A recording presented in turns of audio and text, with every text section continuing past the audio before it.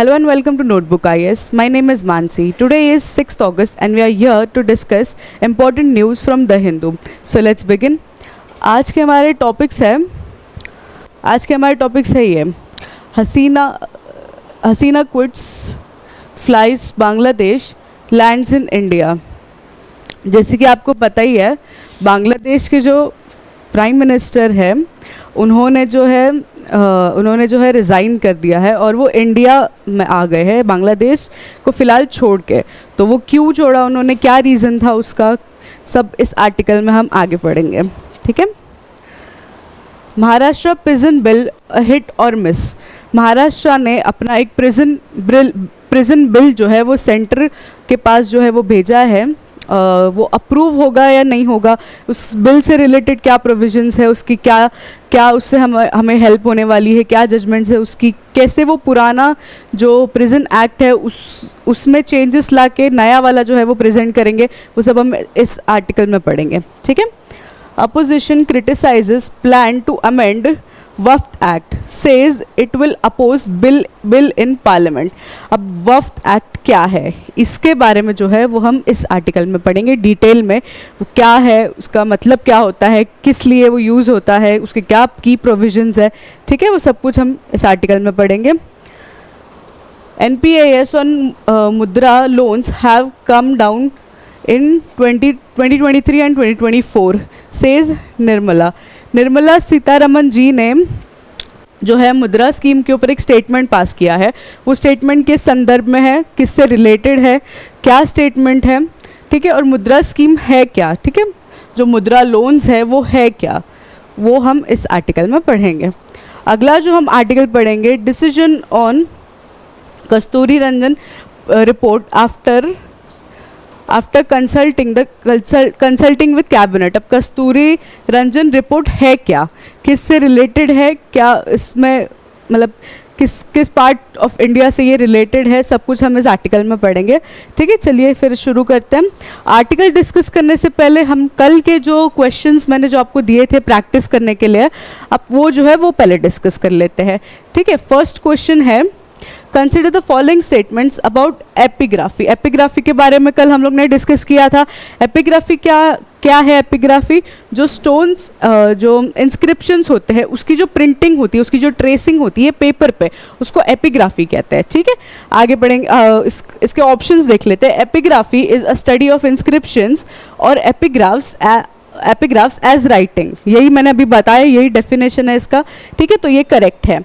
The Archaeological Survey of India is primary organization responsible for epigraphic studies in India. Yes, this is also correct. Inscriptions provide primary source of historical information and helps in understanding ancient culture. Yes, this is also correct. ये तीनों statement जो है correct है, तो हमारा option कौन सा correct है, डी। ठीक है, ये तीन जो एस्पेक्ट्स इस क्वेश्चन में दिए गए हैं वो ही डिफाइन करते हैं एपिग्राफी को और उसके ऑब्जेक्टिव्स को। ठीक है, आगे बढ़ते हैं। अगला क्वेश्चन है, विच of the following state does Godavari river flows through. अब गोदावरी रिवर जो है वो किस स्टेट्स के थ्रू जो है फ्लो होती है। कल ही हमने एक बताया कि गोदावरी रिवर मैनेजमेंट बोर्ड ने जो है वो अगस्त में जो है उसकी मीटिंग होने वाली है, उसमें जो है एक स्कीम के बारे में डिस्कस होने वाला है, उसकी रिपोर्ट जो है वो प्रस्तुत होने वाली है। ठीक है, तो हम लोग ने गोदावरी रिवर की ट्रिब्यूटरीज देखी थी, गोदावरी रिवर का ओरिजिन, उसका ड्रेनेज सब देखा था कल के वीडियो में। आप जाके फिर से एक बार रिवाइज कर सकते हैं, कल का वीडियो देख सकते हैं। ठीक है, इसकी ट्रिब्यूटरीज भी देखी थी, right bank tributary, left bank tributary कहाँ से फ्लो होती है, ये मैप के थ्रू मैंने आपको एक्सप्लेन किया था, तो उसी से रिलेटेड ये क्वेश्चन है। ठीक है, महाराष्ट्र, मध्य प्रदेश, उड़ीसा, नहीं उड़ीसा में नहीं जाती, Maharashtra, Telangana, Andhra Pradesh. Yes, this is correct. B जो आपका ऑप्शन है वो करेक्ट है। महाराष्ट्र, तेलंगाना, आंध्र प्रदेश में वो फ्लो होती है। ठीक है, अगर आपको फिर जानना है, आपको मतलब नहीं याद आ रहा है, तो कल का लेक्चर जाके देखिए, उसमें आपको मैंने मैप के थ्रू एक्सप्लेन किया है कि कहाँ से कहाँ तक जाती है। ठीक है, अगला क्वेश्चन देख लेते हैं। The Supreme Court has recently deliberated on issue of sub-classification within the scheduled caste and scheduled tribe quota. Which of the following statement is correct regarding this issue? अब सब क्लासिफिकेशन का इशू हम लोग ने देखा था, SC और ST में आगे जो सब डिवीजन होगा, ठीक है, सुप्रीम कोर्ट ने जो है वो एक 7 जजेस की बेंच में जो है वो अपना एक ऑर्डिनेंस पास किया था, उसके रिगार्डिंग ये जो है वो टॉपिक है, उसके रिगार्डिंग जो है वो ये क्वेश्चन है। अब उस ऑर्डिनेंस पे उस जो बताया गया है उसमें जो विच of the following statement is correct, उसके रिगार्डिंग ये कौन सा स्टेटमेंट करेक्ट है वो हमें बताना है। Sub classification within SC and ST quotas aim to provide more equitable distribution of benefits among the various sub groups within these communities. ठीक है, ये स्टेटमेंट करेक्ट है, ठीक है, क्योंकि SC और ST कोटा का सब क्लासिफिकेशन जो है वो प्राइमरीली इसी प्रिंसिपल पे डिपेंड करता है कि सबको जो है जो ज़रूरतमंद है उनको बेनिफिट्स मिले, ठीक है, डिस्ट्रीब्यूशन ऑफ बेनिफिट्स जो है वो इक्वल हो, ठीक है, इक्वल भी हो और जिसको ज़्यादा ज़रूरत है उसे भी ये सबसे ज़्यादा मिले। The constitution of India explicitly provides a sub-classification within SC and ST categories under Article 341 and 342. ये आंसर जो है ये गलत है, ये ऑप्शन जो है ये गलत है, ऐसा कोई भी जो है सब क्लासिफिकेशन प्रोवाइड नहीं कराता है ये आर्टिकल, ठीक है। अगला आर्टिकल देख लेते हैं। तो supreme court has upheld the validity of sub classification within SC ST quotas in all its judgments. Yes, this is correct. ये वाला जो स्टेटमेंट है वो करेक्ट है। Supreme court has upheld the validity of सब क्लासिफिकेशन। सुप्रीम कोर्ट ने जो है इसको ऊपर दिया हुआ है इस जजमेंट को, ठीक है। ये वाला जो आंसर है वो करेक्ट है, तो इससे हमारा जो है फर्स्ट और थर्ड करेक्ट है, तो ये सी ऑप्शन बनता है, ठीक है। आगे बढ़ते हैं। आगे का जो क्वेश्चन है हमारा, the government of India recently introduced new criminal law reforms, which of the following statement is correct regarding these reforms. कल हम लोग ने एक न्यू क्रिमिनल लॉज के बारे में आर्टिकल डिस्कस किया। अमित शाह जी ने बोला कि ये सेंचुरी का सबसे बड़ा इम्पोर्टेंट रिफॉर्म है, ठीक है। तो उसके रिगार्डिंग ये स्टेटमेंट्स दिए हुए हैं। अगर आपको वो आर्टिकल फिर से पढ़ना है, अच्छे से एक न्यू क्रिमिनल लॉज के बारे में जानना है, तो आप मेरे कल की वीडियो में जाके देख सकते हैं, ठीक है। ये जो है इसमें से करेक्ट कौन सा है, ठीक है, करेक्ट क्या है हमको वो बताना है। New criminal law aims to replace the Indian penal code with a more modern and comprehensive code, ठीक है। One of the key features new criminal law, हाँ ये करेक्ट है। One of the key feature of this new law is inclusion of provision for the protection of digital privacy. The reforms include measures to expedite the judicial process by introducing stricter timelines for the completion of trials. Yes, ये भी correct है। तीनों जो है तीनों statement correct है, तो हमारा ऑप्शन बनता है डी करेक्ट है। ये तीनों स्टेटमेंट की प्रोविजंस में मैंने डिस्कस किए थे। तीनों स्टेटमेंट जो है उसको अच्छे से जानना है डिटेल में, तो आप मेरा वीडियो जाके देख सकते हैं कल का, उसमें मैंने एक्सप्लेन किया हुआ है अच्छे से, ठीक है। अगला देखते हैं। अगला क्या है, consider the following statements regarding coral leaves. अब कल के लेक्चर में हमने कोरल लीव्स के बारे में डिस्कस किया, कोरल ब्लीचिंग क्या होता है उसके बारे में भी डिस्कस किया, ठीक है। क्यों था ये न्यूज़ में, तो वो भी डिस्कस किया है हमने। उसके रिगार्डिंग ये 3 स्टेटमेंट जो है वो कोरल लीफ के रिगार्डिंग हमें बताने हैं कि वो करेक्ट है या नहीं। Coral leaves are mainly found in tropical and subtropical waters. Yes, this is correct. The Great Barrier Reef, located off the coast of Australia, is the largest coral reef system in the world. Yes, this is also correct. ठीक है। Coral bleaching occurs when corals expel the algae living in their tissue due to stressful environmental conditions such as increased water temperature. ये भी correct है। जब water temperature increase हो जाता है तो जो कोरल्स होते हैं वो ये एल्गे जो है, ये जो एल्गे है वो अपने से जो है वो अलग कर लेता है, उसे कोरल ब्लीचिंग होती है, ठीक है। ये एल्गे जो है वो फोटोसिंथेसिस में हेल्प करता है, ठीक है। उस वजह से जो है फोटोसिंथेसिस तो कोई भी लिविंग ऑर्गेनिज्म के लिए जो है, प्लांट्स में जो है लिविंग ऑर्गेनिज्म के लिए जो है वो बहुत इंपॉर्टेंट हो जाता है, उससे उनका खाना बनता है, ठीक है। तो ये तीनों स्टेटमेंट करेक्ट है, तो डी ऑप्शन करेक्ट है, ठीक है। आगे बढ़ते हैं, अब आ जाते हैं मेन टॉपिक्स पे। आज हम क्या डिस्कस करेंगे उन टॉपिक्स पे।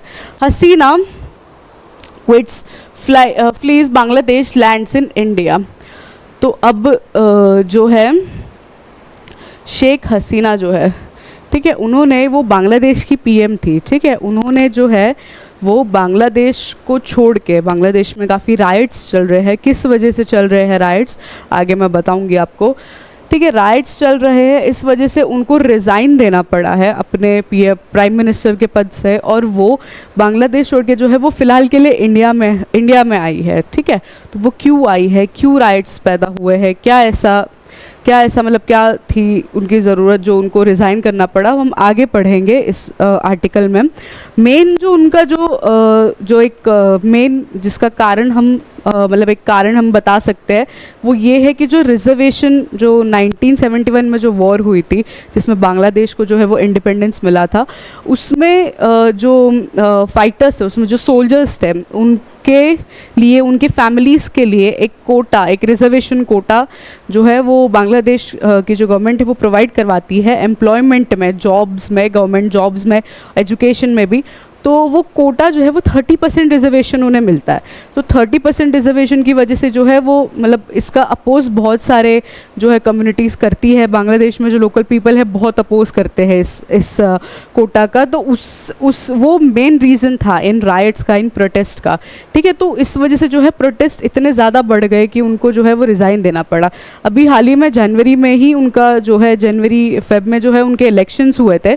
तो जब इलेक्शंस भी हुए थे तो तभी भी जो है वो इसी मामले को बार बार जो है वो रिपीट किया जा रहा था, बार बार जो है इसके पे जजमेंट मांगी जा रही थी, बट उन्होंने नेग्लिजेंस दिखाई, इसमें इग्नोरेंस दिखाई, उन्होंने कुछ रिस्पॉन्ड नहीं किया, इस मामले को जो है इम्पोर्टेंट नहीं माना। तो आज वो इतना ज़्यादा बड़ा हो गया कि मतलब काफ़ी लोगों की जानें भी गई है प्रोटेस्ट में, ठीक है। 122 लोग जो है कल या परसों की न्यूज़ में था कि 122 लोग जो है वो ऑलमोस्ट जो है वो मतलब उनकी डेथ हो गई है इसी राइट्स की वजह से, और भी चीज़ों की वजह से। अब और भी ये नंबर बढ़ रहा है, कंफर्म नंबर नहीं पता, ठीक है। तो हम आगे पढ़ते हैं, मेन जो उसके बाकी रीजंस क्या है वो सब पे एक नज़र डालते हैं, ठीक है। सबसे पहला criticism and allegations against Sheikh Hasina's administration. अब एडमिनिस्ट्रेशन में उनसे क्या क्या जो उनके वो थे बैकड्रॉप्स थे, क्या क्या बैकड्रॉप्स थे, और मेन जो क्रिटिसिज्म था वो किस वजह से उनकी गवर्नमेंट पे इतना ज़्यादा हावी हो गया था, वो हम आगे पढ़ेंगे। Suppression of dissent, opposition voices suppression, ठीक है। मैंने बताया आपको कि जब इसी साल जब इलेक्शंस हो रहे थे, तब ये मामला बहुत बार जो है वो रिजर्वेशन का मामला जो है वो बहुत बार जो है बोला गया, बहुत बार जो है वो निकाला गया, बट नहीं सुनी उन्होंने। तो अपोजिशन की जो वॉइस थी उन्होंने सप्रेस करने की कोशिश करी, इग्नोरेंस दिखाई अपनी, ठीक है। आगे बढ़ते हैं। Undermining democratic norms, electoral frauds and violence, misuse of government agencies. इन हसीना जी की गवर्नमेंट के ऊपर जो है, हसीना जी के एडमिनिस्ट्रेशन में जो है वो काफ़ी फ्रॉड्स हुए, उन पर एलिगेशंस ऐसे लगे कि काफ़ी बड़े बड़े फ्रॉड्स में जो है इन्वॉल्वमेंट था, और उन्होंने जो है वो गवर्नमेंट पॉलिसीज़ का मिसयूज़ किया था, ठीक है। ऐसे बड़े बड़े एलिगेशंस उनके ऊपर लगे, ये कारण थे कि उनकी एडमिनिस्ट्रेशन को जो है वो क्रिटिसिज्म जो है वो बर्दाश्त करना पड़ा। इलेक्शन बॉयकॉट, जब अपोजिशंस को जो है वो फेयर नहीं दिखा इलेक्शन, ठीक है, फेयरनेस नहीं दिखी इलेक्शन में, तो उन्होंने इलेक्शन को बॉयकॉट करना ज़्यादा प्रेफर किया, ताकि मतलब लड़ने से ज़्यादा बॉयकॉट करना प्रेफर किया, मतलब उसका अनफेयरनेस बहुत ज़्यादा था इस वजह से, ठीक है। Major opposition parties have boycotted election due to concern of over fairness, ठीक है। Human rights violation, enforced disappearance and killings. Human right violation under Hasina's government includes forced disappearance and extra judicial killings. Forced disappearance, काफ़ी लोग जो है उनकी मतलब काफ़ी जो आवाज़ उठा रहे थे इस बात पे, उनकी डिसअपियरेंस देखनी मिली इनके एडमिनिस्ट्रेशन में। ठीक है, काफ़ी किलिंग्स भी हुई, अनफोर्स मतलब फोर्सफुल किलिंग्स जो होती है वो भी हुई। International organisation report, western countries have impose, western countries ने इनके ऊपर बहुत सारे सैंक्शंस लगाए थे। ठीक है, वेस्टर्न कंट्रीज़ ने भी इनके ऊपर बहुत सारे सैंक्शंस लगाए थे। Force sanctions against some security forces to link these violations उन्होंने बहुत सारे वायलेशंस करे थे, उससे उनके लिंक्स जो है वो बताए गए थे। ठीक है, इस वजह से जो है वो वेस्टर्न कंट्रीज़ ने सैंक्शन इम्पोज किए थे। रिजर्वेशन इन जॉब्स, अभी मैंने बताया जो कोटा जो था उनका, ठीक है 30% का जो कोटा था वो एक मेन कारण बना। Quota for families for freedom fighters, Hasina government to provide jobs to 1971 freedom fighters, implemented quota for families, quota उन्होंने इम्प्लीमेंट किया था फैमिलीज़ के लिए। ठीक है, वो एक तरह से थोड़ा सा फेयर नहीं लग रहा था, इस वजह से इतना अपोज किया जा रहा था, इतना विरोध किया जा रहा था इसका, बट उन्होंने नहीं सुनी, इस वजह से आज ये हुआ है, प्रोटेस्ट देखने मिले हैं। Students protest, students became angry against this quota and demonstration took place across the country. Supreme Court's decision, अब इस बात पे सुप्रीम कोर्ट का क्या डिसीजन था? ठीक है, पहले उन्होंने नेग्लिजेंस दिखाई, फिर बाद में एक सुप्रीम कोर्ट का डिसीजन आया, बांग्लादेश की सुप्रीम कोर्ट का एक डिसीजन आया कि हम इस मामले को जो है the Supreme Court of Bangladesh abolished this quota, abolish कर दिया उन्होंने इस कोटा को हटा दिया, बट तब तक बहुत देर हो चुकी थी। ठीक है, बहुत ज़्यादा राइट्स जो है वो इतने हद तक बढ़ चुके थे कि केओस संभालना बहुत मुश्किल हो रहा था। ठीक है, मीडिया सेंसरशिप, उन्होंने जो है मीडिया सेंसरशिप, मीडिया एक ऐसा पार्ट होती है जो देश के हर कोने से कनेक्ट करता है हमें। ठीक है, तो मीडिया सेंसरशिप उनकी ऐसी थी कि उन्होंने इंटरनेट ही बंद करवा दिया था। ठीक है, हरासमेंट ऑफ जर्नलिस्ट था, journalist and media outlets critical for government faced harassment, legal action और शटडाउन। ठीक है, काफ़ी जर्नलिस्ट, काफ़ी जो मीडिया हाउसेस थे उन्हें शटडाउन जो है मतलब उनका जो मीडिया हाउसेस है वो बंद करवाया गया इनके गवर्नमेंट में। Impact on freedom of expression, this has had an adverse impact on freedom of expression in the country. Freedom of expression, ठीक है, फ्रीडम ऑफ एक्सप्रेशन को ये जो है वॉयलेट करती हुई दिखाई दी कंट्री में। ठीक है, आगे बढ़ते हैं। अब इसका इम्पैक्ट जो है वो इंडिया पे कैसे पड़ेगा, ठीक है, वो एक दो पॉइंट्स मैं बता देती हूँ। मैप पे देख लेते हैं बांग्लादेश, ये जो है वो बांग्लादेश है। ठीक है, ये दिख रहा है आपको, ये बांग्लादेश है। इसकी जो ये हमारा नेबर है बांग्लादेश जो है, उसकी जो बॉर्डरिंग स्टेट्स जो है हमारे इंडिया के, हम देख लेते हैं। वेस्ट बंगाल, ठीक है, यहाँ पर मेघालय, त्रिपुरा, मिजोरम। ठीक है, ये जो है बॉर्डरिंग स्टेट्स है। बॉर्डरिंग स्टेट्स में अब किसी कंट्री में केओस क्रिएट हो रहा है तो उसके जो लोग होंगे अपनी जान बचाने के लिए कुछ थोड़ा बहुत कदम उठाएंगे। तो ज़्यादातर देखा जाता है कि अगर कोई कंट्री में मतलब अगर हो रहे हैं ज़्यादा वॉयलेशंस हो रहे हैं, ज़्यादा केओस हो रहा है, तो वो माइग्रेट करना प्रेफर करते हैं। ठीक है, तो यहाँ के जो बांग्लादेश के जो लोग हैं वो यहाँ आना प्रेफर करेंगे। ठीक है, यहाँ जब आएंगे तो केओस बढ़ जाएगा, तो इन अ वे ये मतलब इम्बैलेंस क्रिएट करता है, ये इन अ वे ये केओस क्रिएट करता है इंडिया में भी। ठीक है, आगे बढ़ते हैं। ये इम्पॉर्टेंट टॉपिक है, इसके रिगार्डिंग जो है वो क्वेश्चन आ सकता है मेंस में, तो हम मेंस का क्वेश्चन देख लेते हैं इसका। Discuss the potential impact of Sheikh Hasina's resignation on Bangladesh's relations with neighboring countries, particularly India. How might this political change affect regional and stability and cooperation? अब ये इनका जो रेजिग्नेशन था वो इंडिया पे क्या अफेक्ट करेगा, ठीक है, नेबरिंग कंट्रीज़ पे क्या अफेक्ट करेगा, स्पेशली इंडिया पे, वो हमें इस आंसर में बताना है। और इसकी जो स्टेबिलिटी है affects regional stability and cooperation, regional stability और कोऑपरेशन को कैसे अफेक्ट करेगा ये भी हमें इस आंसर में बताना है।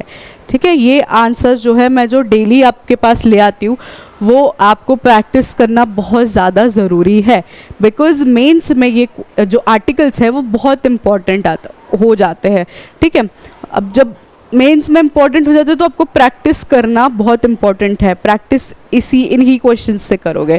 ठीक है, आपको कंटेंट आपके पास है, तैयार है, बट आप जब तक लिखोगे नहीं, उसको बार बार रटोगे नहीं, बार बार प्रैक्टिस नहीं करोगे, तब तक आपको जो है दिक्कत होगी आंसर लिखने में। और मेंस का में तो आपको आंसर्स ही लिखने हैं, आपका जो जितना आपने 250 वर्ड्स में खुद अपने आंसर को एक्सप्लेन किया होगा उसी बेसिस पे आपको मार्क्स मिलेंगे। तो जो है आप प्रैक्टिस बहुत अच्छे से करिए। मैं हर टॉपिक से रिलेटेड मेंस के क्वेश्चन लेके आती हूँ ताकि आपका जो है आपका प्रैक्टिस बना रहे। तो प्लीज़ इस बात का बेनिफिट उठाइए और प्रैक्टिस ज़रूर करिए। महाराष्ट्र प्रिजन बिल, अगला जो हमारा टॉपिक है वो है Maharashtra prison bill. Maharashtra prison bill है क्या? 2023 में क्या हुआ, सेंट्रल गवर्नमेंट ने जो है प्रिजन एक्ट के लिए जो एक मॉडल प्रिजन एक्ट जो है, मॉडल प्रिजन बिल जो है वो हर स्टेट के पास भेजा। तो महाराष्ट्र ने क्या किया, उसको थोड़ा सा इनोवेट करके, थोड़ा उसमें अपनी चीज़ें डाल के अपने स्टेट को जो है वो कैसे और उसका बेनिफिट मिलेगा और कैसे उसमें रिफॉर्म्स लाके उसका बेनिफिट मिलेगा, वो करके जो है उन्होंने एक बिल अपनी जो है, अभी मॉनसून सेशन चल रहा है उसमें लेजिस्लेटिव असेंबली में जो है वो ऑर्डिनेंस को बिल बनाया गया। ठीक है, बट बिल जो है वो पास नहीं हो पाया, बिल अभी तक पास नहीं हुआ है। तो जो बिल है वो अभी सुप्रीम कोर्ट के पास, जो बिल है वो सेंटर के पास जाएगा अभी अप्रूवल के लिए। ठीक है, फिर हम आगे देखेंगे अप्रूव होता है या नहीं होता है। पहले जान लेते हैं ये बिल है क्या।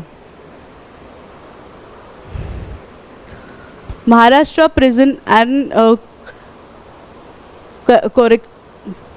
Correctional Services Bill 2024 is a significant legislative proposal aimed to reforming the prison system। ये जो prison system को है वो ये बिल रिफॉर्म करता है, अलग से एक मतलब नई दिशा देता है, अलग से एक ट्रांसफॉर्मेशन करता है, उसका जो इम्पोर्टेंट है। ठीक है, रिफॉर्म करता है। And correctional services in Maharashtra, यार इज डिटेल्ड ओवर। इसके ऑब्जेक्टिव्स देख लेते हैं, ऑब्जेक्टिव्स क्या है।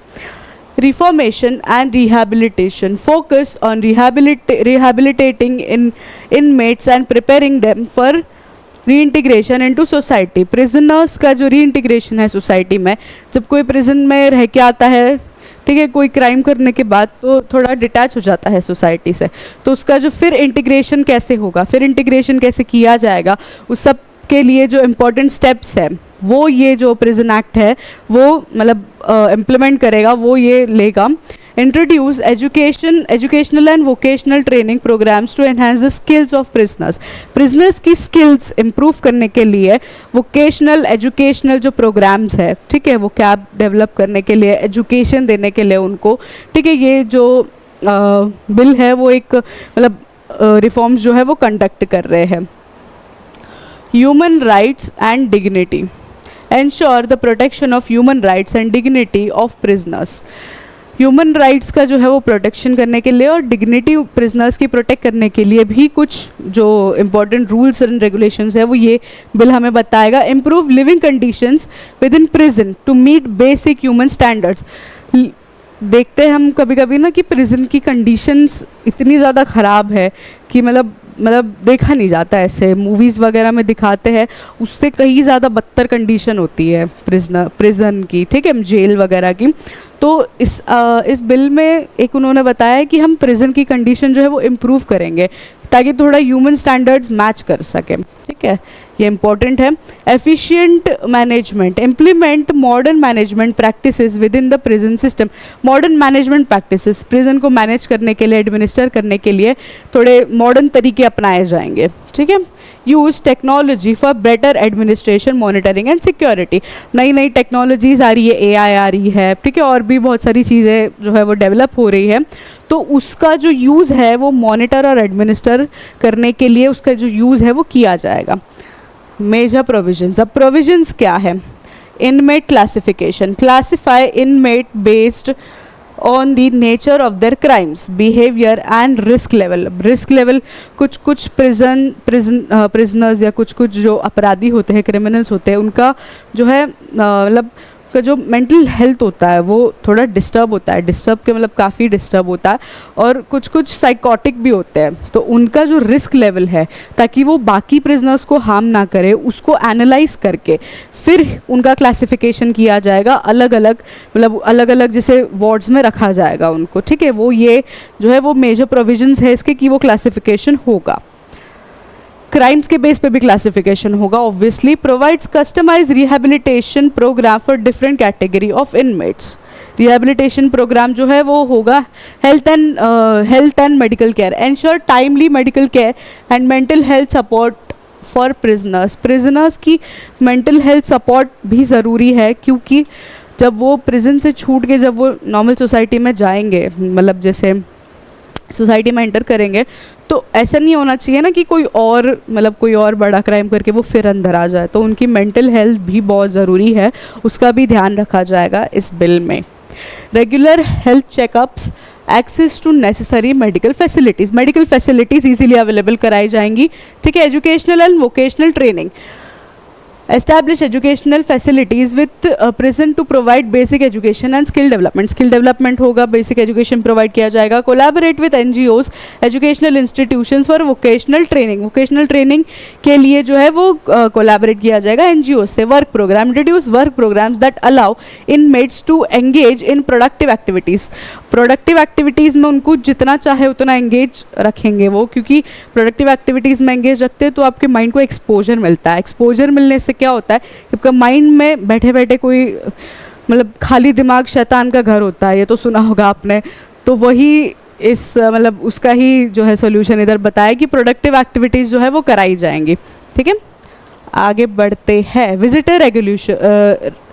Visitors regulation. अब विजिटर्स रेगुलेशन जो उनकी फैमिलीज या उनके लॉयर्स या उन्हें कोई मिलने आता है उसके रिगार्डिंग क्या रेगुलेशंस होंगे। Streamline the process of visitors, ensuring the safety and security of both inmates and visitors. Visitor और इनमेट्स दोनों की जो सेफ्टी सिक्योरिटी है उसको मद्देनज़र रखते हुए जो है सेफ्टी प्रोटोकॉल्स के साथ में जो है वो उनकी मीटिंग कराई जाएगी, ठीक है। उनकी नई टेक्निक्स ऐसी डालेंगे। Use technology to facilitate virtual visits with physical visits are not possible when physical.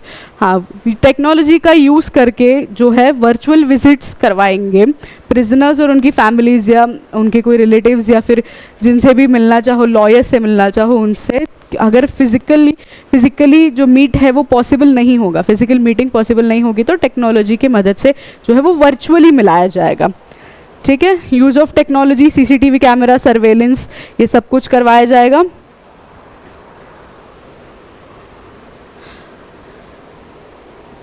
Legal aid support दिया जाएगा। स्टाफ ट्रेनिंग एंड वेलफेयर होगा, स्टाफ की जो ट्रेनिंग है वो अच्छे से की जाएगी। पेरोल एंड प्रोहिबिशन भी होगा, इसमें भी रिवाइज पेरोल्स होंगे, ठीक है। Implementation of strategy, phased implementation, roll out the reforms in phases to ensure smooth transition and address any challenges effectively, ठीक है। ये इम्प्लीमेंटेशन स्ट्रैटेजी पढ़ लीजिए आप, ठीक है, इतना वो नहीं है। जो ये अभी जो नया आने वाला है जो प्रिजन एक्ट है महाराष्ट्र का, ठीक है, वो जो है प्रिजन एक्ट ऑफ 1894 और प्रिजनर्स एक्ट 1900 को जो है वो इसको रिफॉर्म कर देगा, ठीक है, उसको रिप्लेस कर देगा, रिफॉर्म भी नहीं रिप्लेस कर देगा, ठीक है। ये मेन पॉइंट है, ये आपको याद रखना है कि प्रिजन एक्ट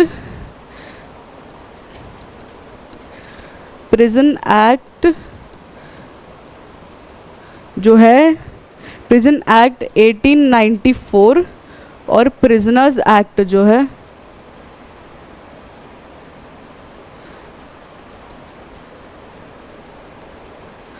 प्रिजनर्स एक्ट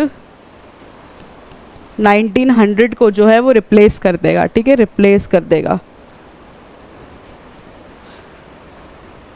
ठीक है, ये रिप्लेस कर देगा। आगे बढ़ते हैं, इसके बारे में क्वेश्चन जान लेते हैं, ठीक है। क्वेश्चन मेंस में आ सकता है इसका, तो क्वेश्चन इसके बारे में देख लेते हैं। Evaluate the role of technology in Maharashtra prison and correlation service bill 2024। How can technologies advancement improve the administration and security of prison. Prison की सिक्योरिटी कैसे बढ़ाई जा सकती है नई टेक्नोलॉजीज़ को जो है वो, मतलब नई टेक्नोलॉजीज़ का यूज़ करके, वो इस आंसर में आपको बताना है।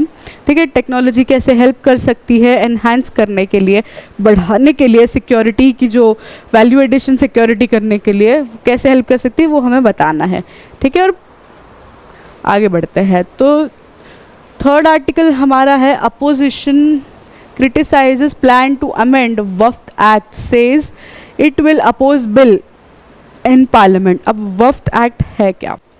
ठीक है, वफ्त एक्ट के जो है की प्रोविजंस देख लेते हैं, ऑब्जेक्टिव्स देख लेते हैं। वफ्त एक्ट ऑफ 1995, ठीक है, ये एडमिनिस्टर करता है, ये हमें बताता, ये जो वफ्त की जो प्रॉपर्टी होती है उसे एडमिनिस्टर करता है, उस वफ्त बोर्ड को जो है वो बताता है कि कैसे एडमिनिस्टर किया जाए प्रॉपर्टीज़ को। Administration and management, the act establishes वफ्त boards in each state to manage वफ्त properties. ठीक है, वफ्त जो है वो वफ्त एक्ट जो है वो इस्टेब्लिश करता है वफ्त बोर्ड्स को, हर स्टेट में वहाँ पर जो प्रॉपर्टीज़ है उसको एडमिनिस्टर करने के लिए जो है वो एक वफ्त बोर्ड को जो है वो इस्टेब्लिश किया जाता है उस एरिया के लिए।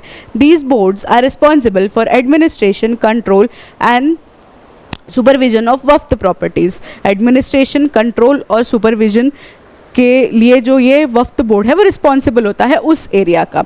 ठीक है, survey and registration, the act mandates a survey of वफ्त properties to identify and register all such properties. Identification और रजिस्ट्रेशन के लिए एक बोर्ड जो है, वफ्त बोर्ड जो है वो रिस्पॉन्सिबल माना जाता है। ठीक है, उसके वही बताता है, वफ्त प्रॉपर्टीज का जो सर्वे है वही करवाता है। ठीक है, आगे बढ़ते हैं। It requires वफ्त properties to be registered with respective state of वफ्त border. Her state के वफ्त बॉर्डर से जो है, वफ्त बोर्ड से जो है वो उस स्टेट की जो प्रॉपर्टीज़ है वो रजिस्टर्ड होनी चाहिए। ठीक है, वरना मतलब कैसे एडमिनिस्ट्रेशन मॉनिटरिंग कैसे होगी अगर पता ही नहीं होगा कौन सी प्रॉपर्टी है। प्रोटेक्शन ऑफ वफ्त properties, the act includes provisions to prevent the misuse और एनहांसमेंट ऑफ वफ्त प्रॉपर्टीज। मिसयूज और एनहांसमेंट, एनक्रोचमेंट जो है वो करता है, मिसयूज और एनक्रोचमेंट जो है वो प्रिवेंट करता है ये एक्ट। ठीक है, इट अलाउज वफ्त board to take legal actions against unauthorised occupants और एनक्रोचमेंट्स। अनऑक्यूपाइड मतलब जो अनवांटेड या फिर अननोन जो लोग होते हैं वो कब्जा करते हैं अगर कोई प्रॉपर्टी पे, वफ्त बोर्ड की प्रॉपर्टी पे, तो वो इसके खिलाफ लीगल एक्शंस ले सकते हैं। ऑडिट एंड अकाउंटेबिलिटी, इसका ऑडिट और accountability, the act requires regular audit of वफ्त account to ensure transparency and accountability. Transparency और जाहिर सी बात है, ट्रांसपेरेंसी और अकाउंटेबिलिटी के लिए जो है वफ्त बोर्ड रिक्वायर्स रेगुलर ऑडिट, उसको रेगुलर ऑडिट जो है वो करवाने पड़ते हैं। ठीक है, आगे बढ़ते हैं। Dispute resolution, the act establishes वफ्त tribunals to adjudicate disputes related to वफ्त properties. These tribunals have authorities to resolve conflicts between वफ्त board and other parties.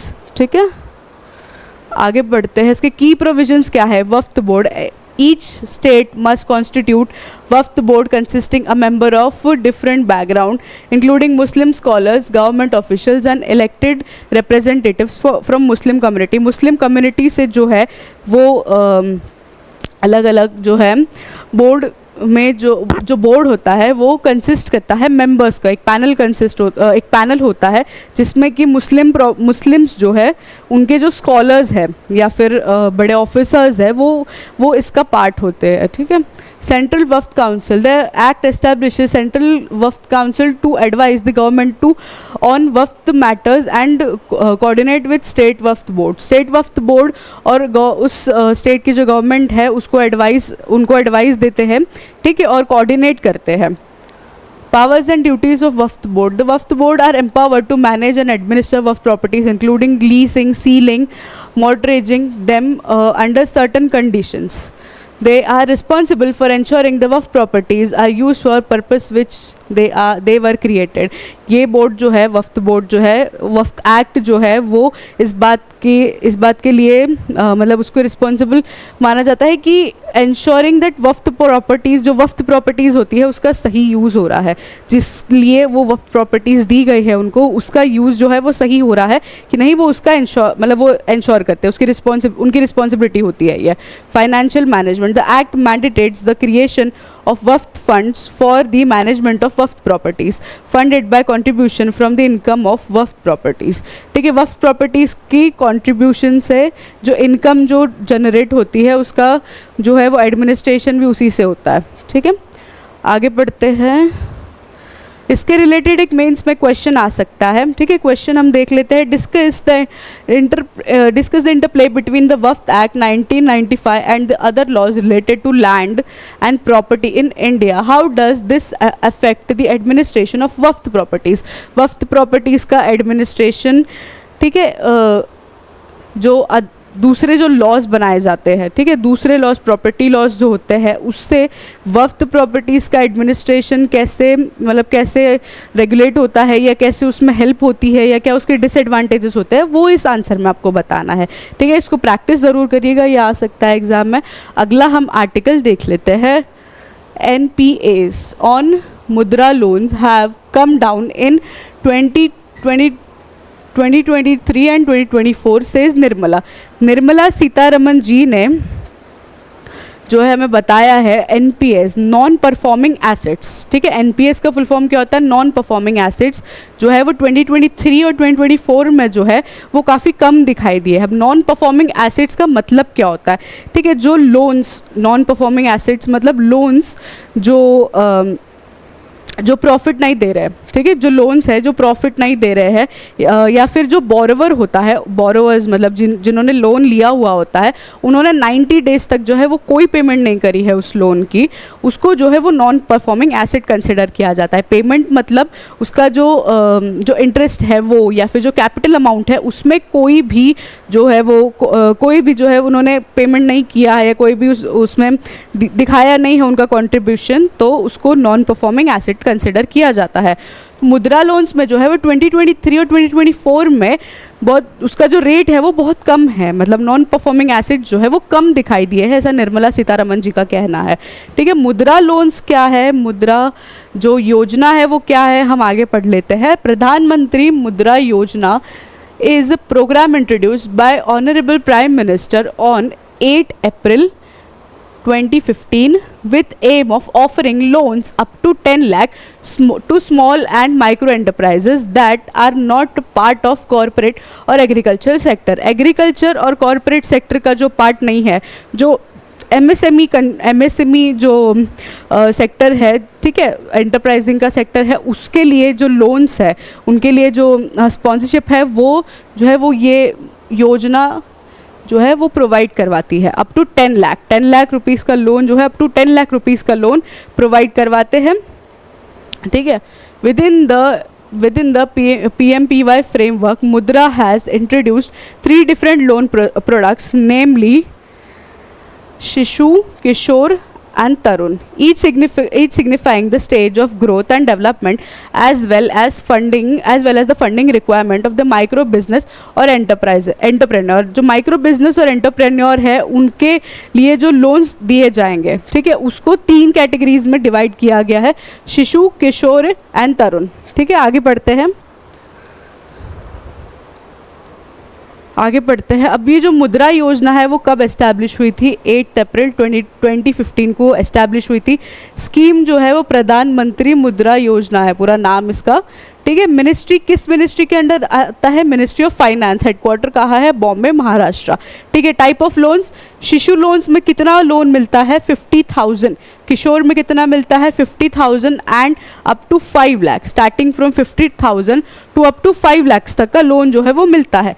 Tarun loan में कितना मिलता है, 5 लाख अप टू 10 लाख। ठीक है, 5 to 10 लाख के बीच में जो है वो लोन मिलता है। ठीक है, parent organisation small industries development of bank in India, ये SIDBI जो है वो इसका पेरेंट ऑर्गेनाइजेशन है। ठीक है, चेयरमैन और managing director Shri S Raman. ठीक है, ये बैंक लोन्स वगैरह ये इतना आपको नहीं जानना है, ठीक है। इसके इस आर्टिकल के रिगार्डिंग जो है, आर्टिकल में सिर्फ इतना ही था कि जो नॉन परफॉर्मिंग एसेट्स है उनका जो रेट है वो कम हो गया है। ये क्वेश्चन पूछ सकते हैं मेंस में, ठीक है। आप मेंस में नहीं, प्री में पूछ सकते हैं क्वेश्चन, मेंस में भी एक आध क्वेश्चन आ सकता है मुद्रा स्कीम के बारे में, ठीक है। मुद्रा जो योजना है उसके बारे में आ सकता है क्वेश्चन, तो उसके ऊपर एक देख लेते हैं। The analyse the role of micro unit development and refinance agency under the Pradhan Mantri Mudra Yojana. How does the mudra facilitates the provision of credit to micro and small enterprises, ठीक है। इसका आंसर आपको बताना है, ठीक है। मुद्रा योजना जो है वो स्मॉल और माइक्रो एंटरप्राइजेस को कैसे क्रेडिट करती है, ठीक है, वो बताना है, कैसे बेनिफिट करती है, एनालाइज करके हमें बताना है। एनालाइज करना है, रोल को एनालाइज करना है, micro unit development and refinance agencies, ठीक है। मुद्रा इसका वो है एब्रिवेशन, वो है, इसको जो है एनालाइज करना है, आपको आपके आंसर में बताना है। अच्छे से फ्रेम करके आंसर लिखिए, ठीक है, लिखिए ज़रूर बट आंसर। अगला देखते हैं हम, अगला आर्टिकल है decision on Kasturi Ranjan report after consulting with cabinet. Kasturi Ranjan report जो है वो वेस्टर्न घाट्स के ऊपर एक रिपोर्ट जो है वो फाइनलाइज की गई है। आगे पढ़ते हैं उसके बारे में। Kasturi Ranjan Committee report on Western Ghats first proposed in 2013 and revised over years। पहले जो है 2013 में प्रस्तुत की गई थी ये रिपोर्ट, फिर हर मतलब टाइम के साथ साथ जो है वो रिवाइज होती रही है, ठीक है। Aim to balance development and environmental protection in this ecological sensitive area. कल या परसों हमने एक इकोलॉजिकल सेंसिटिव एरिया के बारे में पूरा आर्टिकल पढ़ा था, क्या होता है, कौन से एरियाज होते हैं वो, ठीक है, किसको कंसिडर किया जाता है ESA में, ठीक है, क्या क्राइटेरिया होता है, कैसे कंसिडर किया जाता है, ठीक है, कौन करता है कंसिडर, ये सब उस आर्टिकल में मैं पढ़ा चुकी हूँ, आप एक बार जाके देख लीजिएगा, ठीक है। तो इसमें क्या दिया हुआ है, कस्तूरी रंजन रिपोर्ट प्रस्तुत हुई है वेस्टर्न घाट्स के ऊपर। 6 जो सिटीज़ है, 6 जो स्टेट्स है, उनके जो एरियाज़ को जो है, वेस्टर्न घाट्स के एरियाज़ को जो है वो ESA में ESA का टैग देने के लिए जो है वो बिल प्रस्तुत किया गया था, ठीक है, रिपोर्ट प्रस्तुत की गई थी। तो उस रिपोर्ट के बारे में ही ये डिस्कशन है, ठीक है। The report recommends 37% of Western Ghats as ecological sensitive area, a reduction of 64% proposed by earlier Gadgil report, ठीक है। ये रिपोर्ट ने ये 64% जो है वो प्रपोज किया था। कस्तूरी रंजन कमेटी जो है वो 37% जो है वो प्रस्तुत कर रही है हमारे पास, ठीक है। This area covers approximately 4682 square kilometres across 6 states, Tamil Nadu, Kerala, Goa, Maharashtra, Gujarat, ठीक है।